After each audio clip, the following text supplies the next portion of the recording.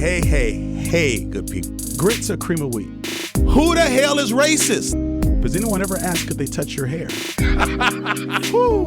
Black Like Me. You're listening to Black Like Me with Dr. Alex G., a podcast that invites you to experience the world through the perspective of one black man, one conversation, one story, or even one rant at a time. Here's Dr. G. Black Like Me. Hey, good people. Welcome back to another exciting episode of Black Like Me with Dr. Alex G. And each week I work my hardest, I do my darndest to bring you exciting and insightful, thought-provoking discussions that help you to understand what it's like to be an African-American navigating the sea of whiteness in my home state of Wisconsin and the United States of America. And so that just brings me great joy to welcome you into these kinds of conversations. Before I get into introducing this special episode, I just want to give a special shout out to this week's new patrons. It's like we're naming new people each week, and I'm not making it up. These folks are coming in, they're excited, they're listening like to this in the last month or two, and they're supporting the work. And so I just want you to know when that happens, we can do a better job of marketing the podcast. And as we market and have a greater reach, it's easier to get a different ilk or quality of guests, people who we wouldn't get to ordinarily. It means we can think about adding new nuances to the podcast, bringing new staff in. So it really does help us to enhance the quality of this. And when you support us, you really are supporting a Black-owned business. So please, if you're enjoying the podcast, come and join the fun. Become a patron. You can join us for as little as $2 a month and several levels above that. So take a moment and take a look at it. I know you might think it doesn't matter. It matters a big deal, which is why I shout people out. And for everyone who supports us at least a $6 a month level, you get your name read. So here we go. Drum roll, please. Special shout out to new patrons: Linda Spencer, Elizabeth Macasayet. Hope I didn't butcher that too much, Elizabeth. Victoria Exposito, Zion Turner. That's a college student. This might be the first college student that has supported us. Zion, you go. Annette Coppa, Pam Brandt, Leslie Fields, Sarah Joan Brown Ross, and Leanne S. French. Leanne French. Thank you all so much. And welcome to the Black Like Me patron family. Your bit, your part makes a huge difference. This upcoming episode is a very special one. It's an interview with Judge Karofsky. Judge Karofsky was just sworn in a few days ago to the state of Wisconsin Supreme Court. She is Wisconsin's newest justice. She beat an incumbent, which I think hasn't been done in almost 50 years. And I'm sure she's the first woman who has beaten an incumbent in the state of Wisconsin. And she won in spite of all of these wild things that happened, like a case that went all the way to the U.S. Supreme Court that was enacted to overturn a policy or rule that our governor, Tony Evers, was trying to set up that said, let's postpone the elections because of COVID-19 and everything that's happening. The city of Milwaukee went from about 180 polling sites to less than 10. That was dangerous. It was voter suppression at its best and boldest. I don't think I've seen anything that bold since the movie Selma in the 1960s, from the 1960s.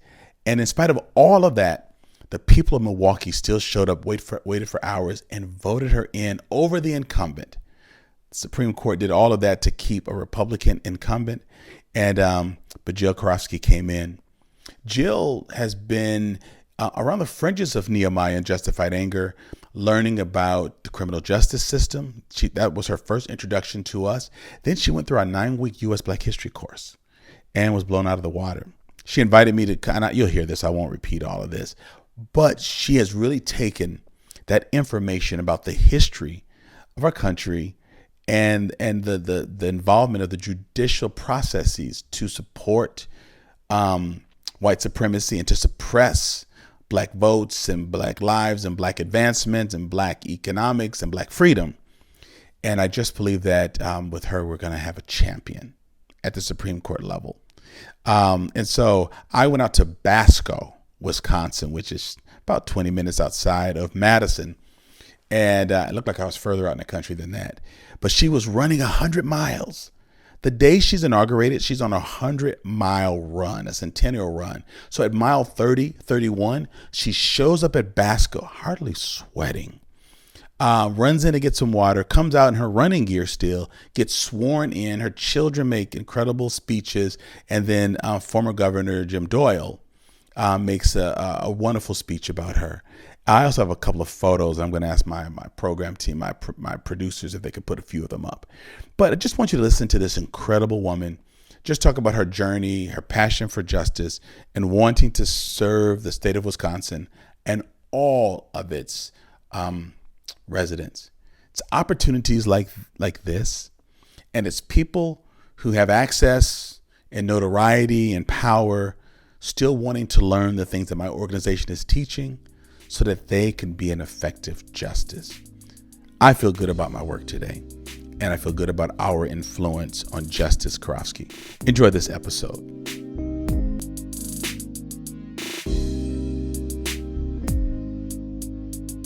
I know that her time is limited, but it means so much to me, Judge Jill, that you have time to be here on Black Like Me. So welcome to our podcast, and I hope you're doing well and that you're safe. Well, Alex, thank you for having me here. I'm very, very excited to be talking to you this morning. Oh, well, it brings me great pleasure also. Hey, Judge, each week before every interview, and most of my interviewees are Black, so I have these things called Black icebreakers. But because I'm an equal opportunity podcaster, I've got to ask my white guests the Black icebreaker questions as well. So I got a couple of questions for you. You're already elected, so it doesn't count against you. It just Good. Growing up or even to your adulthood, did you prefer grits or cream of wheat? So I went to college in North Carolina. So I'm gonna go with grits. I love it. I love it. Wait, okay. So you went in the South. So did you put salt and butter in your grits, or shrimp or sugar? What did you put in your grits typically? Salt and butter. Okay. That is great. Have you ever used a straightening comb? Not a blowout comb, but a straightening comb in your life? The kind you you put on your stove and then you get it hot and then comb your hair with it. Right. I have not. Let me see. Can you, now, this might be a generational thing. Can you name any of the children or characters on the Norman Lear sitcom Good Times? No, I was not a TV watcher growing up, and I'm still not. You're going to stump me on any TV trivia. No, I won't do that. Let me just see. Have you or your family members ever put Clorox bleach in your dishwasher or your dish water while hand washing dishes? No, my son does it for his shoelaces though, and he destroyed every piece of furniture in his room that those shoelaces then touched. Oh my goodness, Jill, thank you for letting me ask you those Black icebreakers. It's so interesting. You probably remember the lecture that Dr. Christy Clark Pujara gave during your cohort of the U.S. Black History course that we offer. And one of the things she said is Black people are not defeated because defeated people don't create culture. And what's so interesting about asking these questions of Black people in the Caribbean, on the West Coast, East Coast, North, South, is that we have so many similar answers to these questions. And so it's just fun to find out that we have those cultural similarities. So it's fun to ask questions for folks outside that culture, because we're not expecting them to necessarily have the same experiences, but it's still fun just to ask those questions of folks. So I'm really glad that you're here. I'm glad that we're having a chance to have this discussion. First, let me say congratulations on your election to the Supreme Court for the state of Wisconsin. That is a great feat. How does it feel? It feels great. It was a hard campaign, especially at the very end. I am truly honored and very humbled to have been elected by 10 points. Wow. In the votes that were counted just over a week ago. And you beat the incumbent. So that's. I did. It was only the second time in 53 years that an incumbent justice has lost in an election for the Supreme Court. That's amazing. That's really amazing. I didn't know that fact before I started. Had I known that at the beginning, I'm not sure I would have liked my odds enough to run, but I actually found the election was over. Now, you serve currently as a Dane County Circuit Judge. How long have you done that? I've been a Dane County Circuit Judge since 2017. So that's fairly amazing. And how long have you had your sights on the Supreme Court? I decided to run about just about a year ago. It looked like some people who were considering running were not going to run, and I was contacted by a number of people and started thinking about it just about a year ago right now, and I announced in May of 2019. Now, your election not only is historic, as you just mentioned a few minutes ago, but there's a huge debacle around the state of Wisconsin's elections because our governor, Tony Evers, was trying to change the date because of our safer at home mandate. And so he was really trying to make sure that voter turnout was not suppressed. Well, that whole decision went through our own state Supreme Court and actually to the U.S. Supreme Court. And so the conditions under which folks voted this a few weeks ago was just tremendously harsh. Anything you want to say about what that felt like as a person who now is going to be the Supreme Court justice, but you were also on the ballot? Just like as a Wisconsin resident, wasn't that just horrible that was overturned? His what he wanted was overturned. And what do we have, like 18 hours to begin to put the right kind of polling places together in key cities in Wisconsin? It was very, very confusing for people. Look, Alex, we never should have had an election on April 7th. Right. We shouldn't be putting people in a position where they have to choose between their own safety and exercising their right to vote. Right. And that's exactly what we did. But we had these brave people in Milwaukee and in Green Bay and in other places around the state who rose up and they said, nuh-uh, you are not going to suppress my right to vote. And I am going to put on a mask, going to put on gloves, and I'm going to go vote. My voice is going to be heard. One of the themes of our campaign was the importance of having Supreme Court justices who will make decisions based on the law, right, and who won't be involved in partisanship when it comes to big decisions. And I think that idea, that notion of a nonpartisan judiciary crystallized in many people's minds when the U.S. Supreme Court and the state Supreme Court were forcing people to vote in the middle of a global pandemic. It made me cry. Yes. When I saw people in line in Milwaukee, it made me cry. Judge, I was speaking with, we were having sort of a family dinner election night. And I have the G family is a large family, so we're in Milwaukee and Madison. So we were having a conversation, but one of my cousins was in line to vote. She was in her car. When we started the family dinners / Zoom call, she said, y'all, there are 300 people in front of me. She says, I'm not lying. At the end of the call, she said, it was 8:00. She said, you're still 200 cars in front of me. And I said, well, will you still get to vote? Like, are you going to vote from your car? She said, no, when we pull up, we've got to get out and still go under a tent. Weren't there like 5 or 6 polling places as opposed to 150 plus that are normally in the Milwaukee area? Am I getting that? Am I stating that correctly, Jeff? The numbers are even more drastic than that. Usually in the city of Milwaukee, they have 181 polling places.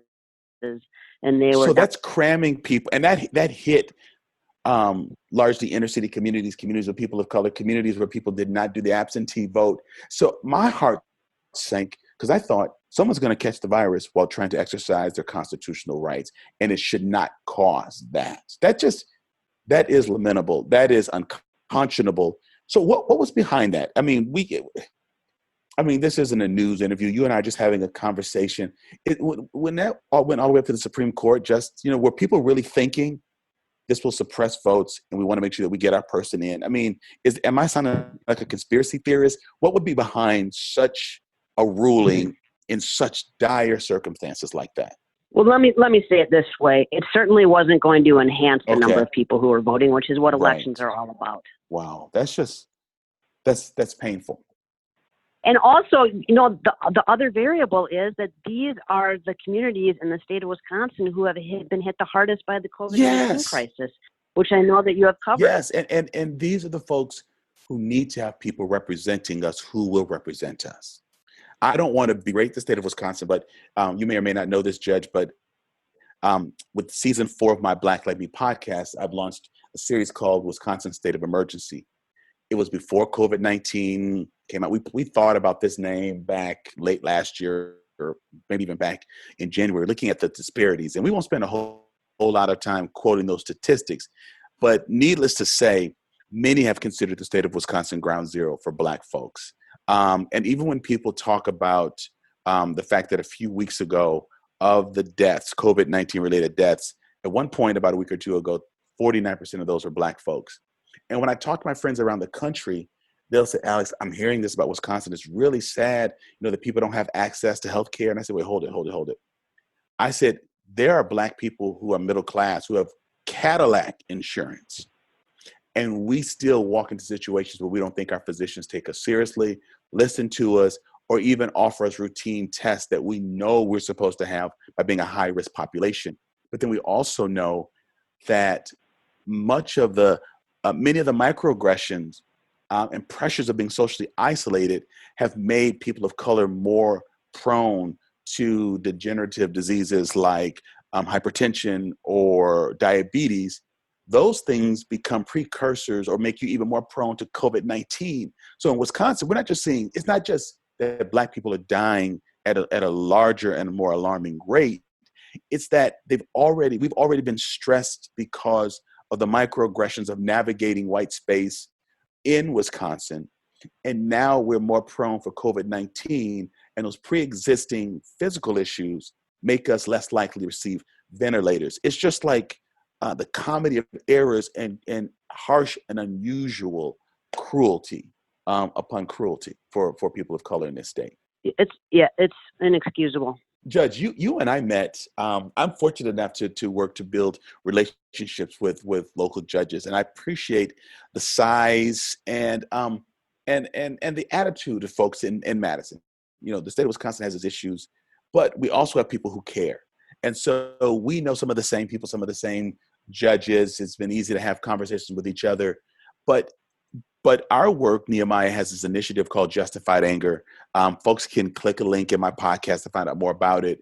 But our organization has a dual approach to bringing about greater equality in society, particularly for African Americans, because we're hardest hit in the state of Wisconsin, where we work with direct services. We provide services from everything from reentry work, that's for people coming out of prison, housing, employment placement, youth and leadership development, college readiness, empowerment programs for children. But we're also working on some of the systemic issues. How do we build allies who are non-Black, who have key places of influence? How do we bring them into the knowledge of what's happening in our state, in our nation, in our world, so that they can use their individual power, their political power, their professional power, their economic power to help make Wisconsin more accessible for everyone? So one of the things we do is we offer a 9-week U.S. Black History course. And the purpose of the course is not just to bemoan what's happened to Black people, but how the United States built its systems, its laws, its economy upon stolen, unpaid labor, abuse of so many other people. And we tell that story so that people understand what we're really up against. Well, about a year ago, we are now in our 5th cohort. We just finished in our 4th cohort. Jill, along with 3 other judges, took the U.S. Black History course together. And I'm not wanting to put you on a spot a minute just to talk, maybe just a bit overview about what taking a course like that with 270 other folks, most of whom are white, on a Monday night for 2 hours beginning in February when it's cold and blizzardy. What did it mean to you to be exposed to the kind of U.S. Black history? And then I'm going to ask you, secondly, how did that impact you professionally and personally as a judge? Sure. Well, Alex, the first class I took wasn't your Black History course, but I took Karen Reese's, and I can't remember the name of it. It was a 4 or 5 week Oh, course. it's like introduction to Wisconsin's criminal justice system. Yes. So Mhm. I actually took that a year or two prior. Right. So I've had the benefit of taking 2 of the courses that you offer. Sure. Both of those courses were complete game changers for me, mostly because I would sit there and think, why have I not been taught this history before? Wow. I went to public school in Wisconsin. I went to college in North Carolina. I went to law school. I was in a public policy program here where I got my master's while I was getting my law degree. And I learned things about American history, about Wisconsin history, about history in Dane County and in Madison in that course that I had never heard before. Wow. And for me, it really turned on a spigot of me wanting to learn more. I ended up reading a lot more books. I don't know if you probably have read These Truths by Joe Lepore. I just thought was incredible. Sure. I read a couple of other books too. I'd have to go and look at the titles, but sure. So for me, it really just it sparked an incredible thirst for learning more about African American history in the United States and in Wisconsin. As far as how it has impacted my work, but even before I took that course, I was able to see in the cases that were coming in front of me as a Dane County judge and other cases that I had handled as a prosecutor and as a victim advocate, Mm-hmm. and that when people are committing crimes, especially when we're looking at people who have drug addictions or alcohol addiction, there is almost always an underlying trauma. Yes. And it's hard to imagine that we are going to abate drug addiction, alcohol abuse in our communities if we are not addressing the underlying trauma that's leading many people to self-medicate, to want to be numb. And so that class really, it confirmed what I had already thought, was that we need to be addressing the trauma that people are feeling, the trauma from the microaggressions like you were just talking about, the trauma from macroaggressions, the trauma from not receiving proper health care, not having good job opportunities, not having this good educational opportunities. Every single one of those can be a traumatic experience for someone. And for people who have had those incidents happen over and over again, they have had a number of traumatic experiences. And so it really made me think about what the genesis of a number of the issues that I'm seeing in my courtroom are, and made me think about ways that we could be addressing them in the criminal justice system in a different way. And it led to us having some great conversations Mm-hmm. among the judges, and conversations that I was able to have with you. I was really glad that day that you came and spent an afternoon with me in my courtroom. I learned a lot hearing what your perspective was of seeing these cases through your lens instead of through mine. Sure. I called it a ride along. I didn't even know that it was a thing. I knew you could ride along with police officers, but you made it available for me to actually sit with you for a half day. So we talked a little bit in your office. I sat at the bench with you, and it was a different perspective, even just sitting at that height, looking at folks. Yep. But I love the fact that you told me, you said, Alex, there are things that I heard in that class that make me go about my ruling differently. Not that you just, crimes have got to be addressed. It's not like you just slap people on the wrist. That's not what you do at all. But you bring it enabled you to bring a sense of humanity so that you could make a ruling that not only addressed the crime, but also addressed the individual who is hurting, who may have perpetrated that crime. And that was a powerful experience to be able to not only see that, but process that with you. Yeah, one of the things that I learned that I use quite often is, one of the things they talked about in that class is turning to someone and saying, how could I help you succeed? So now if I have someone out on bail and they have violated a number of bail conditions, they've been told not to drink and they continue to drink, or they've been told not to use drugs and they continue to use drugs, or they're violating a curfew, I often will say to them, look, these are the rules of your bail. You have violated them. You haven't been able to follow them. How can I help you succeed in following them? And then we problem solve together, which isn't something that often happens in a courtroom. But they will say things like, I'm trying to get into treatment, but it's hard.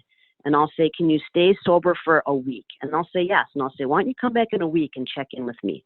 And then we'll go to 2 weeks, and then we'll go to 3 weeks. Or there are times where I've lifted a curfew. I had a 17-year-old who was charged with the crime, and he had a curfew, and he was homeless, and he was sleeping on other people's couches. And there was just no way that he could meet his curfew, because if the family he was living with wasn't home, they weren't letting him in the door.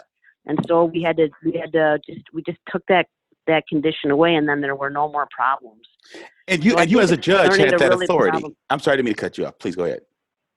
No, yes, right. I have that authority. And I think I love what you said at one point, and you didn't say this over the court, but you said this like to me afterwards. You said, when, referring to that teen who's having the curfew issues, you said, Alex, I thought this is my damn courtroom. I can use it for good, because this is a part of the criminal justice system, and I don't want to be a part of the problem. So for you to ask that 17-year-old what you could do, and for you to listen and do it, and for that to stop him from appearing before you, Judge, that's major. Yeah, there's a notion in the criminal justice system, and there hasn't been a lot written about it, but I'm hoping that there will be. I learned about it when I was doing a lot of work with victims, and it's called Therapeutic Jurisprudence. And it's this notion that you could use the criminal justice system to heal people. I mean, imagine this. Wow. Imagine if people left the criminal justice system in a better place than where they entered it. Oh.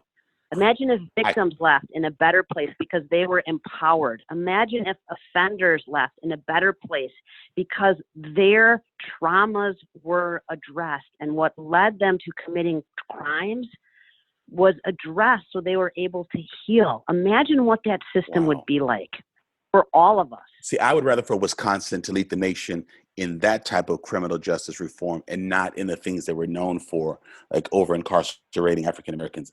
That's a novel idea, and I can't even imagine that, but I would love to. I would love to. Just for a little background, what does a state Supreme Court justice do? Well, first of all, let me ask, how long is your term? It's 10 years, all right. And then, so what will your day-to-day, I know you haven't done this yet, so of course it's hard to explain what a typical day is, but give us a sense of what a state justice does. Sure. So a state Supreme Court justice, what the Supreme Court hears are cases of statewide significance where different courts of appeals have ruled differently on an issue. But usually it's cases that have a statewide significance where the law is unsettled. Okay. And they will, the court takes those cases. So my days will be full of reading a lot of briefs, looking at the law, working on drafting decisions, talking to my colleagues, working with my clerks.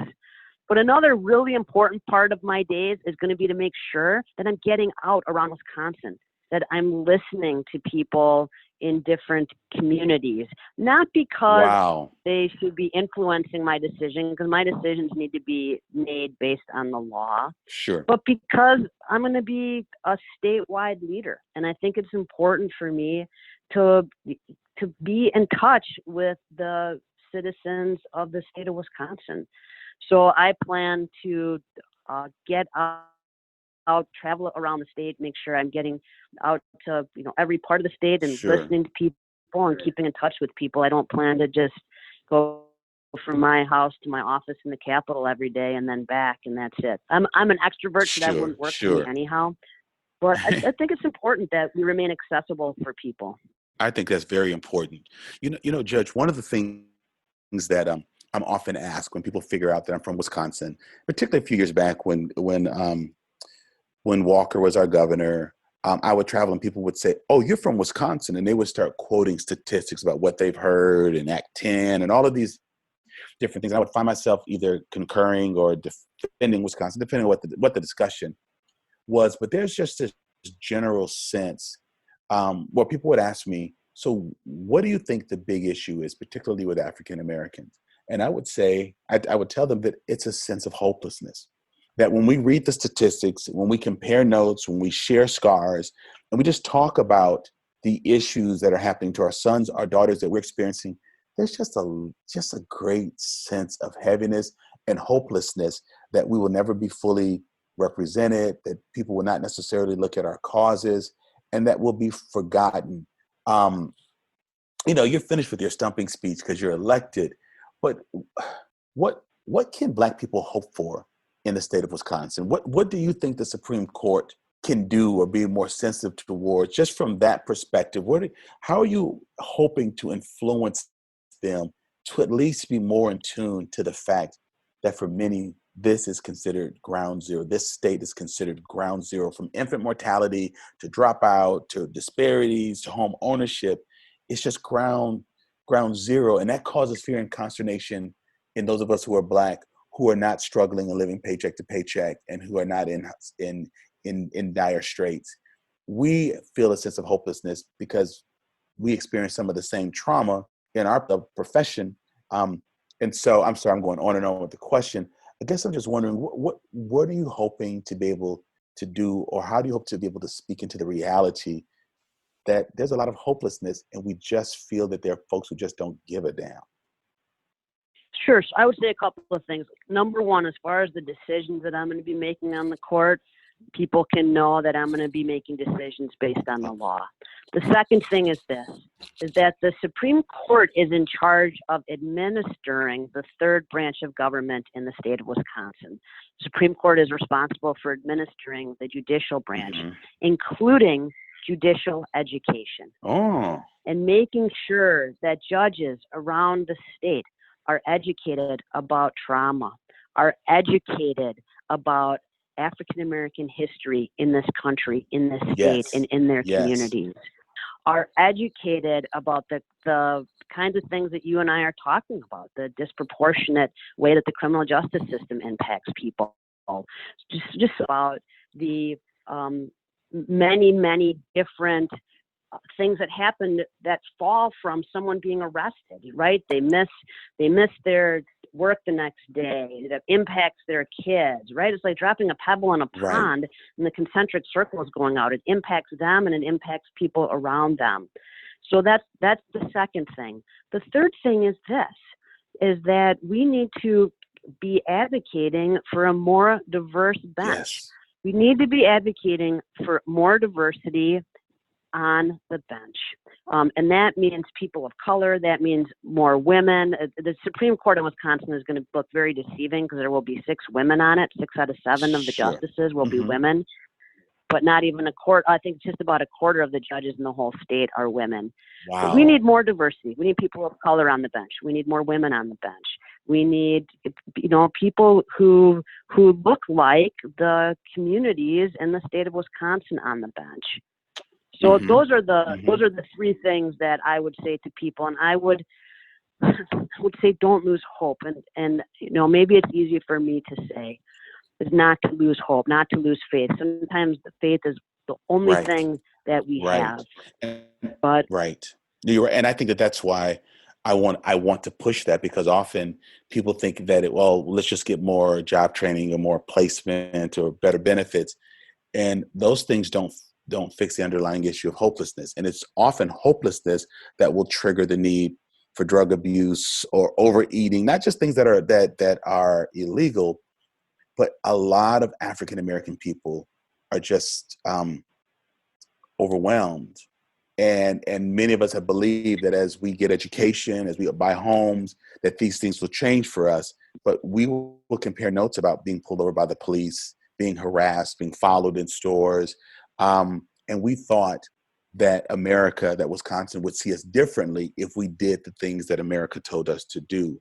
And so having Supreme Court justices talk about the things you're talking about, mentioning that you want to travel the state and hear from people, mentioning that that the Supreme Court is responsible for overseeing, the judicial branches and their education, that does give me signs of hope, because I'm thinking, you can't see me, but I'm over here waving saying, Jill, let's make a part of our history class for judges. We can create this to be virtual so we can put it online, but please remember us in this experience, because for African-American folks to influence judges who are making decisions for our community, our entire community, does give us a sense of hope, because we don't want to just sit back and just say this is the reality within our state and not do anything. And so I appreciate what it is you're saying, because we do need a sense of hope.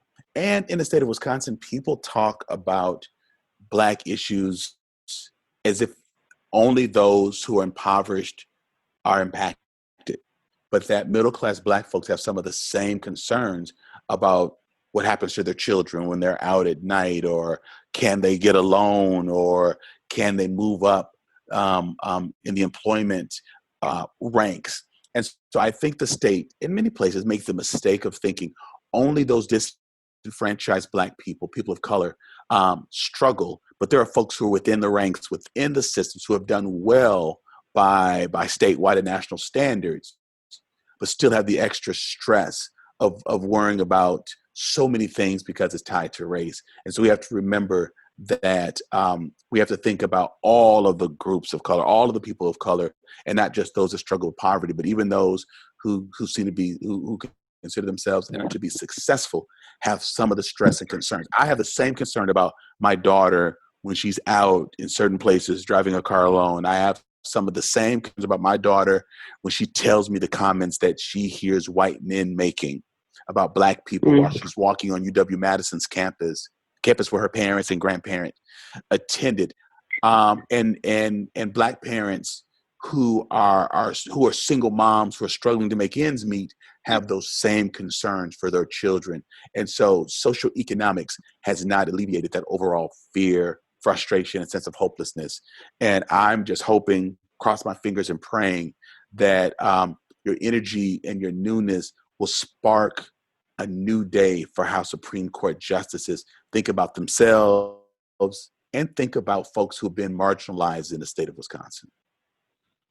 Well, I hope so too. And I think that there are a number of judges and justices who completely agree with me. And I think that was really evidenced by the class, and that the number of judges who have shown up for your class. And I know that in addition to the four of us who took your class, that there are other judges who you have worked with very, very closely as well. But you've really taught a lot of us some very, very important lessons, Alex. And I know we're all very grateful.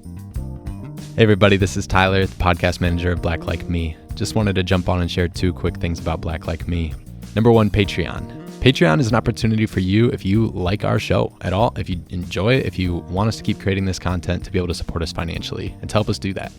For as little as $2 a month, you can join our team. We also have some other higher tiers with some more benefits if you join. So please go to patreon.com/blacklikeme to hear more.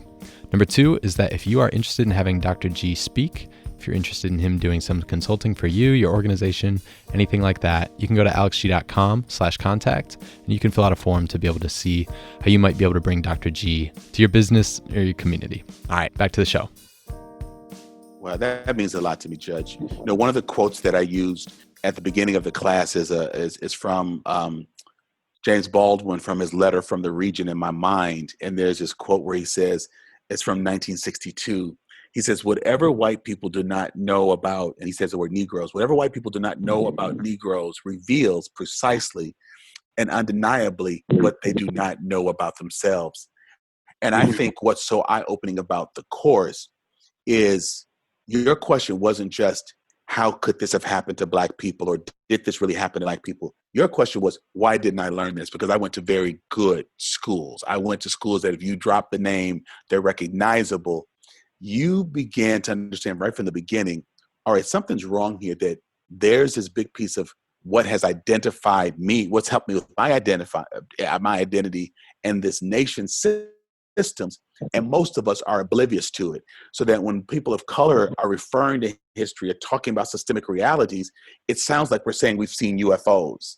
And so what I really loved is that I witnessed the pulling back or the dropping of the scales from people's eyes to not just understand what happened to Black people in America, but as a result, what has happened to white people by not knowing what's happened to Black people, because that means people are prone to turn a closed ear, a closed mind to their neighbors and never being positioned to be helped. And so for the history class, it revealed not only what was done to me and folks who looked like me, but you are also blinded to the fact of what people who looked like you did and how they benefited, and that wasn't even told to the broader community, so that we just assume certain people pull themselves up by their bootstraps and others just want handouts, and it never allows us to work together.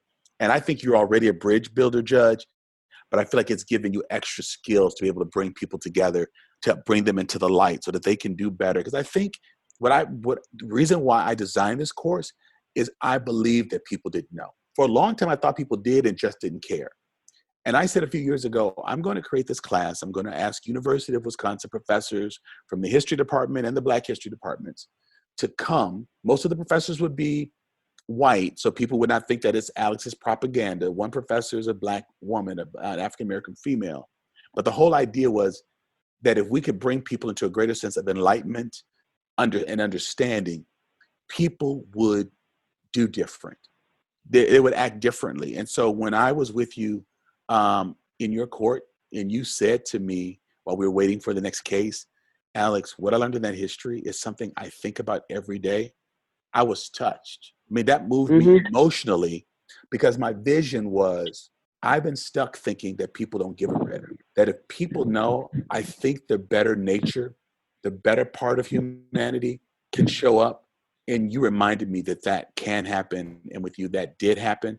And so I want you to know how affirming that was for me, Judge, for you to say you think about that reality and that it impacts how you go about your work. That made it very easy for me when you announced and launched your candidacy for me to support you, because it wasn't like the many politicians who I don't know who are inboxing me right now on Facebook, who are asking me for support through Facebook and not even through a phone call, that you called me and said, I've been changed by your work and I want to continue that in new spheres and I want your support. You made that an easy decision for me, Judge. Well, you know, I appreciate that. And I think really what you're talking about is being able to exercise empathy. Yes. And what that course allowed me to do was to be able to put myself in someone else's position. And some of the history learned, some of the stories, people's personal narratives that we heard were upsetting. They were jarring. They were changing. They were very, very much perspective changing, but they also changed. They also gave me a place, an empathetic place that I hadn't accessed before. I had it in me. I just hadn't accessed it before because I didn't understand the whole story.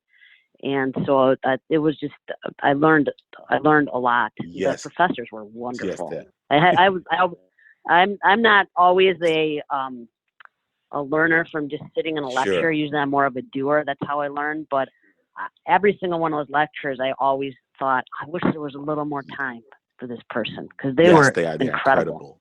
Hey, just a couple of other general questions, Judge. You know, looking at some of the statistics about your election, like back in February, you were in the primary, of course. So you're running against someone else, and so votes are a bit split. You had like 37% of the vote, and I'm sure that there are people that were thinking you couldn't come back and beat the incumbent. Did your background as an athlete, as a tennis player, did that help you to think strategically about how do you come back from a deficit and just muscle your way through to victory? Do you think you flexed any of those muscles? Yeah, I was a state high school tennis champ. I also was a Division I athlete in track and cross country in college.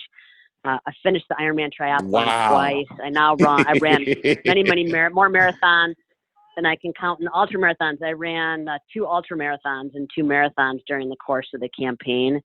And I would say that being an endurance athlete and just thinking about getting to the next aid station, controlling what I can control, And if I have to limp across the finish line, I will limp across the finish line, bloodied and bruised with a few blisters, but I know that I can finish. I think it absolutely helped. One of the things I talked about in the whole campaign is that I've never been outworked and out-hustled. And I wasn't going to be outworked, out-hustled in this campaign. So yeah, I used that mindset every single day.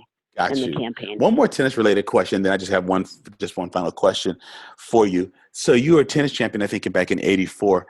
When you're in high school, who were your tennis idols? So my biggest idol, I loved Bjorn Yes. Borg. We're going to age ourselves now. And I'm older than you. Martina Navratilova, Chris Evert, Jimmy Connors. I like John McEnroe. I know he was a bad boy on the court. But I liked him too. Right? His intensity was just incredible. Yes. So those were all my heroes back when I was growing up. But I had the poster that I remember having in my room was Bjorn with Borg. the headband on. I remember that. And that little wooden racket. Yes, was it the wooden Wilson or something? I had a buddy in high school. Was it Wilson or was it the No, he was he was sponsored Spalding? by Tila. Oh, it wasn't Spalding. I can't remember who it was, but I remember that wood racket. I learned to play tennis. I was not a good tennis player, but a friend taught me how to cross country ski and how to play tennis. Back in those days, and I graduated high school in '81. Wimbledon came on HBO. It was not on regular television, so you would see the highlights like in early July, it would be a lag time of like a week or so. But do you remember the name Roscoe Tanner? He had a 90 mile an hour. Yeah, he had a 90 mile an hour serve, the fastest serve in the world. And then you've got Coco Gaunt, serving 119, 20. When Roscoe Tanner would serve, we would say, oh, at 90. People are warming up at 90 mile an hour.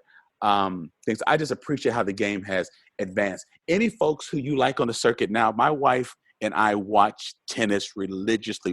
We watch, last night we were watching the old U.S. Open. We actually went to the U.S. Open a couple years ago. But any new tennis athletes that are? I think Coco's amazing. I mean, she's amazing. And they're I really do enjoying her play. I mean, I don't know how you cannot be a huge fan of Serena and Venus Williams. I know. I mean, Serena is just her athleticism is incredible, and talk about having a strong head game. Yes. Right? Nothing gets to her. Playing against her older sister doesn't get to her. She's just, I don't know. She's just an amazing athlete. Yes, she is. And I appreciate the fact that she's getting lots of kudos, even though she's not winning all the championships, the Grand Slams, but just the fact that she's bounced back from so many things, injury, being a young mom, a new mom of a young child, she just keeps bouncing back. So that's cool. I was interested in that. I just, being in the Arthur Ashe Stadium, in Flushing, in New York a couple years ago, it was wild. Must have been amazing. It was. I had some friends who worked there, they're business people, and they had a suite, and we just got to be there all day, and it was just incredible. Wow. Last thing, Judge, as you do travel the state, and as you think about groups or communities with which you'd like to connect, please keep me in mind as you're thinking of how you connect with African Americans, particularly those who may be working for the state system, but for those who've been through the criminal justice system, who are on the cusp of hopelessness.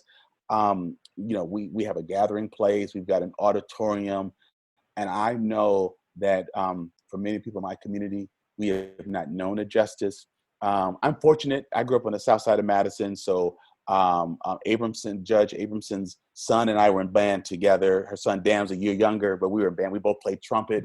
So we sort of had that connection. I felt like I had access to her, but I didn't really take advantage of it.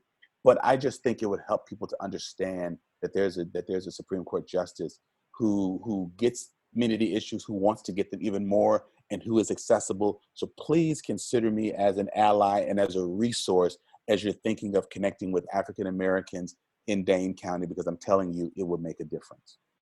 Well, I already do consider you more than an ally or a resource. I consider you a very good friend, Alex. And, right back at you. If they're having events and you got room for an extra person, just give me a call. I will certainly do that.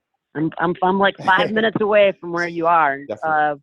Yeah, happy to come over to listen to people. I will take you up on that. So, just to listen to them and to hear what their concerns are. And the understanding is that I'm not a policymaker, but I'm a member of this community, and I'm in a leadership role in the state of Wisconsin. And I would love to meet the people who you're meeting and who you're talking to and who you're listening to and whose lives are impacted by the decisions that are made and on who the voted Supreme for Court. you, and folks who also voted for you. These are folks who voted for you also. They went to the polls on your behalf because they saw the people that you're connecting yourself with. So listen, my special guest and my good friend, Judge Jill Karofsky, has been my guest today, newly elected Supreme Court Justice for the state of Wisconsin. And in the midst of all the crazy voting debacle and issues, she beat an incumbent. First time that's happened in over half a century. A graduate. It's actually second time in half a century. No, second time. Okay. Second time. Thank you for that correction. Second time, which makes it no less historic, but just very powerful.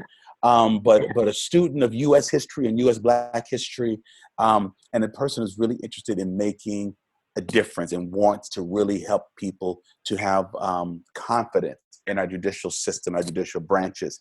And so thank you so much for being our very special guest.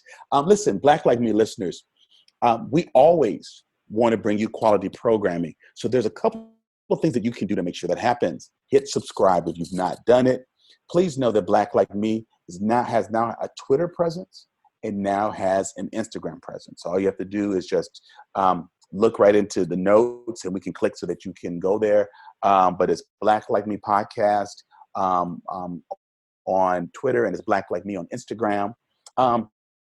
You can also hit our link to find out about how you can be a patron. We name those folks who support us at a $6 level or more. So we would love to shout your name out. Share this information. So don't just listen, but lean in, learn, allow yourself to be transformed, and then begin to ask yourself, how can I use this information to share it, repost it, and to think and act differently? We don't want to just entertain you. We want to give you marching orders or a call to action so that you can help us all make this world better. If nothing else, COVID-19 has taught us that we are more connected and interrelated than we've ever realized. And so know just your sharing of this information can help someone think differently, act differently, and that can make the world or part of it better for so many people. Have a great day. Thank you for being a part of this experience, and I look forward to talking with you and having with others in the very near future. Take care. Ooh, Black Like Me, yeah. I want to thank Corey Saffold for creating the music for this podcast, my podcast manager, Tyler Nyland, engineer and editor, Eli Steenlich, my editor, Jeremy Holliday, and a special thank you to WORT Studios, where we record Black Like Me. Ooh, Black Like Me. Thank you for listening to today's podcast. You can find out more about Dr. Alex G's amazing work at www.alexg.com. Black Like Me is sponsored by the generosity of the Human Family Unity Foundation.